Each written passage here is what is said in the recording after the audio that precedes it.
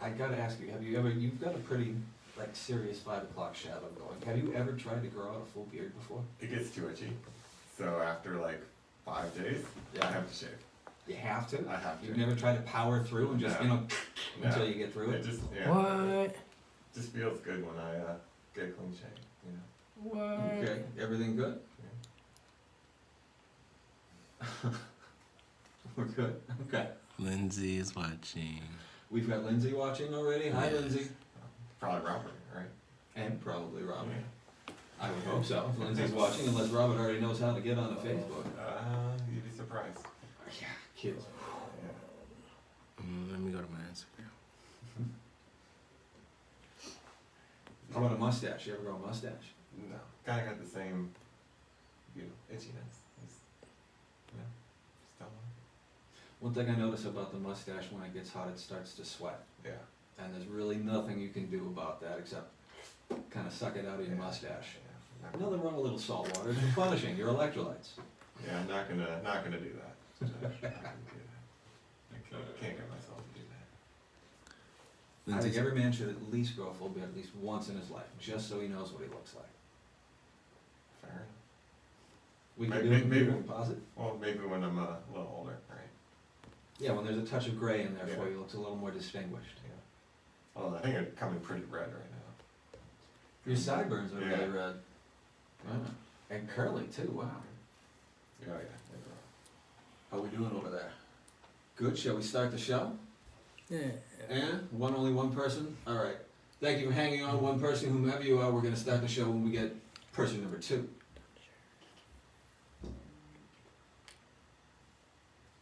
All right. 2. All right. Ladies and gentlemen, good people, welcome to season 2 of The Feels. My name is Jeff Rowse, and I'm going to be your host this season. You've probably noticed by now things look a little different than they did last season. We've stepped away from the co-hosted scripted format to a unscripted one-on-one interview format. My guest today is the co-founder of the Feel State brand, Mr. David Melnick. David, thank you so much for being on the show. No? Before we get into the interview proper though, we're going to talk about a little bit of news, what we got going on here at Feel State. All right. So, our charity for the rest of this month, it's already been 2 months, for the rest of this month, has been Ferguson Youth Initiative. These are some fantastic local groups. They offer tutoring, career readiness, esports, and even open mic opportunities for kids aged 12 to 19. Half of all of our bud tender tips, our bud tenders are under so often, half of our tips are going to FYI. So FYI patrons who come here to Feel State, please take care of your bud tenders because half of the tips are going to charity. 420 is also less than 2 weeks away. I can't tell you a whole lot about what's going on other than that we're going to have discounts, swag, and lots of other awesome surprises. So definitely check it out on social media. And then I do have to tease, we're going to be getting a drop from Lush Labs in. For those of us that come in on Solventless Sundays here at Feel State Florissant, they know that our rosin is 30% off. That is all provided to us by Lush Labs of Kansas City. We're going to be getting some live rosin pens, and we're going to be getting some temple balls. For those of you that don't know what temple balls are, that's keef. You rotate it in your hand until it's a little ball, and then you pop it in your mouth, or you can slice off a little, whatever you have. But we're going to be having that coming to the shop really soon. Again, pay attention to social media to check it out. All right, David Melnick, welcome to The Feels. Thank you. I already told people that you're one of the co-owners of the brand, but what are some of your other responsibilities here? Yes, I mean, really, I'm the boring co-founder, right? So it's Corey, Mitch, and myself. I handle a lot of like the administrative tasks, is marketing, accounting, some of the legal stuff, paperwork, right? Because Corey and Mitch are really the creatives, along with Kristen and everyone else that we have working on the brand. And my job is really just to allow them to let that creativity flourish and stay in the So you background. consider yourself more background? I try to be, yeah. I'm not, Okay. I'm not really overly comfortable in front of the camera, but here we are. Happy to talk, and we'll see how We're it very goes. appreciative of you for doing that. Of course. Now, as we did say, you are a co-founder. The Feel State brand was also founded by Corey, Rimmel, and Mitch Green. How did you get hooked up with Corey and Mitch? So Corey's actually my cousin. You know, it's a small world that we were born in the same hospital 2 days apart. Oh, no kid. Yeah. So I've known Corey, you know, since the day I was born. We actually went to school together for middle school and high school and college. We started our first business together. We were two of the three original co-founders of Hotbox Cookies, if you've heard of that. Mhm. You know, the third co-founder is actually Linda, one of our budtender's son. So small world. You know, worked on that for a while with Corey, kind of went our separate ways when I graduated. Reconnected with him and Mitch at our previous cannabis company when, you know, Corey reached out and wanted to know if I had any interest in kind of getting back into the entrepreneurial side of things and jumping into this industry. So Field State isn't your first cannabis venture? It is not. So the three of us worked at another company that were more the traditionally vertically integrated company, had cultivation, manufacturing, you know, dispensary. And, you know, we saw kind of the challenges of running, you know, one of the businesses really well, let alone all three. They're drastically different. Each one requires some highly specialized skills. And, you know, at the end of the day, we saw value in, you know, trying to help people on the dispensary side of things. Well, I imagine when you're putting together a business plan, you have to have core values for that business so that everyone stays on the same page. What are the core values for Field State? Yes, I mean, we saw a lot of the cannabis brands out there kind of doing similar things along the same lines, you know, that green canna wellness, you know, kind of motif per se. And we knew, you know, we had to stand out from the crowd. So our whole thing is more about, you know, how do we build a connection, right? So it's how do we use cannabis to better connect with ourselves, each other, and our community. So it's, you know, more of a, you know, holistic kind of a approach to looking at things. It's not just, hey, here's some product, let's go and sell it. It's more, let's take a broader, you know, deeper look at things. And, you know, it's all guided by, mainly it's surrounding education and community. Like I said, that's the two big things that we try to focus on, is making sure that people are, you know, getting the products that they need, and understanding them, you know, how to use them. And then, you know, really ingratiating yourselves to the communities in which we operate. So. Okay. So you've got your values. You're going to have goals as a company and as a brand. Yeah. What kind of goals does Field State have?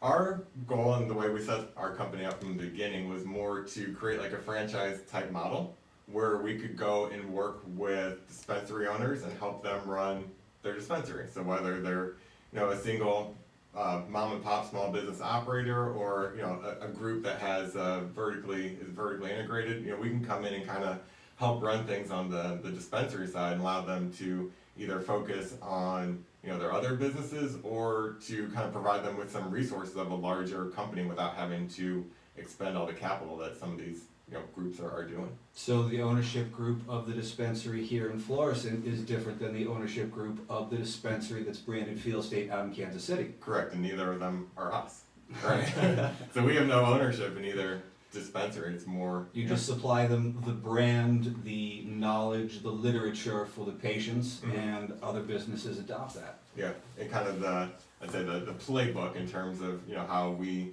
view the dispensary, how it should run, and, you know, what we should, you know, work to try and operate in. Okay. I got to ask you on a personal level, what path led you to cannabis? So I, you know, been a consumer for some time now. More so, I'd say a few years ago, but never truly understood, you know, the complexities of the plant and the science behind it until I actually got involved in the industry. I remember going out to Colorado when it was legalized out there, and, you know, hearing the terms indica and sativa for the first time. Now, obviously, you know, graduated and enhanced my knowledge based on just being around the plant and trying to constantly learn. But it was really, you know, just kind of a fascinating, you know, I'd say experience in terms of what I saw. And then, you know, as I delved deeper into it, you know, saw that there were people that were benefiting from the medicinal properties of this plant. Not to say that cannabis is a cure-all for everything, because it's definitely not, but there were people that had, you know, pretty good anecdotal stories of, you know, how they had their quality of life improved because of using cannabis. So it became less about getting high for you and more about the relief and wellness that can be provided to other people. Yeah, and I think if I knew what I know now, what I knew when I was younger, maybe it'd be, I probably would have enjoyed it more, right? I think. Well, better late than never. Yeah, yeah. I got a late start myself, but I am grateful to be here, that is for sure. What do you feel is necessary to grow yourself as an entrepreneur? So I think for me, it's being able to identify, what I don't know and asking for help when needed. This is a very new industry for a lot of people, myself included.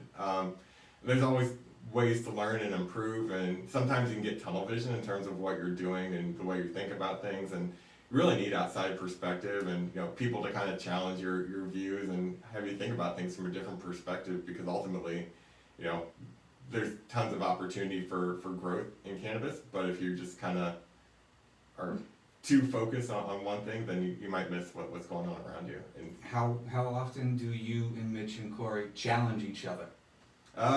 fairly often. I think we've gotten to a point where we're pretty much on the same page, but there are definitely times where we disagree and try and think about things from different perspectives. I think what the really good thing is that we all know our roles within in Field State. So Mitch is very much the product expert and the cannabis connoisseur per se. Like he will know more about cannabis than I will ever. So and Corey's very much the operations focused person. So he's been running businesses for a long time, building teams. Like that's just his strong suit. Like I said, I'm more on the boring back of house stuff, like someone to handle the task, right? That's Every successful business needs a back of the house, otherwise it doesn't survive. Yeah, but I think it's good because we have different complementary skill sets and we can take different approaches and views to the same topic coming from different angles.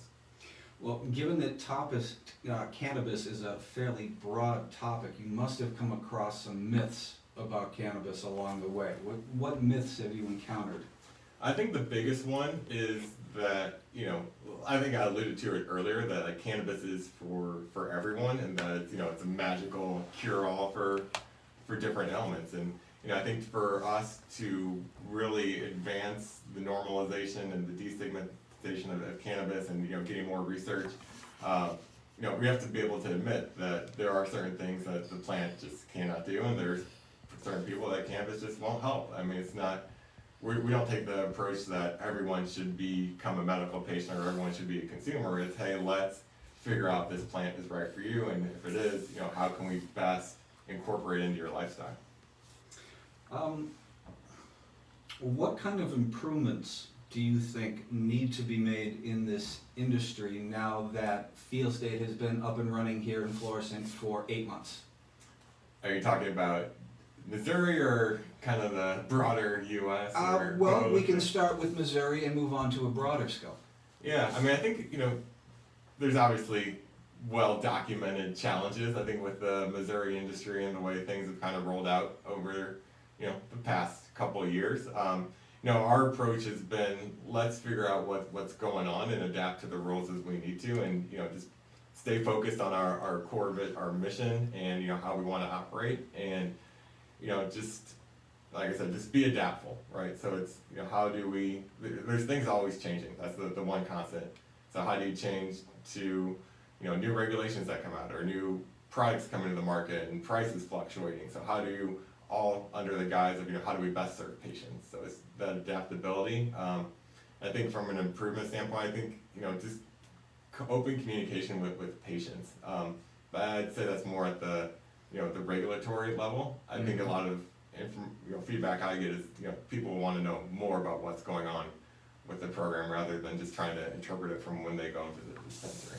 So do you think it's a lack of accessibility of information that's provided by the state, or the information that has been provided is not as well organized and easy to digest?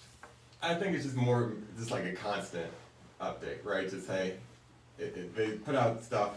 They've done a pretty good job of organizing how to become a patient, how to the steps on what you need to do. But I think a lot of it is delegated down to the dispensaries, right? And there's a lot of variation between some of the information we may offer here and some at other dispensaries.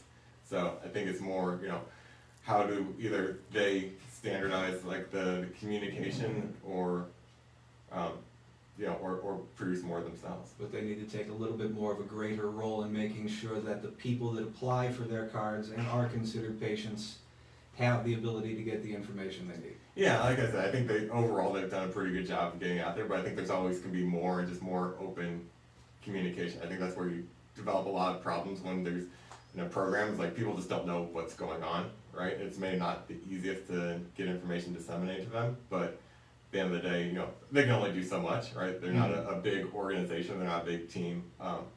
So it's maybe it's a maybe it's a wishful thinking, but that's just my personal opinion. I think I would like more information for patients from the people in charge. Like you said, they are short-staffed. Right now, a patient can only call between Tuesday and Thursday between a very small block of time, and that's what they have. It's tough, yeah. So maybe increase the amount of people on staff or the amount of days where someone can reach out. Yeah. Okay. Let's see. Well, we made it through the part of the questions that you said, okay, we'll do this. Now we're to the questions that we had time. How are we doing on time, guys? How have we been so far? Can I have an actual clock on? We've been at 16 minutes right now, so Okay. you're looking pretty good. We're getting some feedback from all of the audience on all three cams. Fantastic. Primarily, So- the big question is, how do we get Tommy Chong? Yes. How do we get Tommy That was our Chong? first question. Our first question is, how did we get Tommy Chong? We said that we know a guy that knows a guy that knows a guy. So. Is the mustache coming through nice and clear there? Oh, it's looking high good. def? It is. We got 4K on it, so we're doing good. Okay. And 4K on the buds in the back too, on colas. Fantastic. I think we're trying to keep this season a little shorter per episode, so that way our viewers have the opportunity to watch the entire thing. We got some feedback last time, half-hour plus episodes, couldn't necessarily make through it. So I think we're going to finish up here with one question, and I think this is going to be a question I'm going to end with for every one of our guests this season. What is the one question that you wish I would have asked you, and how would you have answered that? I think it's, what are you most maybe proud of to date from your contributions to the cannabis industry? Okay. And, I'm not a self-serving type person. I try to be as humble as I can be. And I think it's more, giving credit to everyone that, I think our best attribute is the teams that we've built in St. Louis and Kansas City and, obviously on our corporate side as well. Those are the real stars of the show, and I think a lot of that credit goes to Corey and being able to attract people to come and be part of Feel State and help us out. Because I think that's by far the most important part of who we are as a company is the people that we surround ourselves with, and I think that's something I'm immensely proud of, and I think Corey doesn't get the credit that he deserves for everything he's put together. So. Well, all right. David, Yeah. thank you so much for being on the show. Thank you. Everybody, thank you all so much for tuning in. Next week, we are going to have Abraham Keys. She is the chapter president for Greater St. Louis Normal. She's going to be coming by for episode 2. Thank you all for watching. Take care, folks. Awesome job, man. See, you're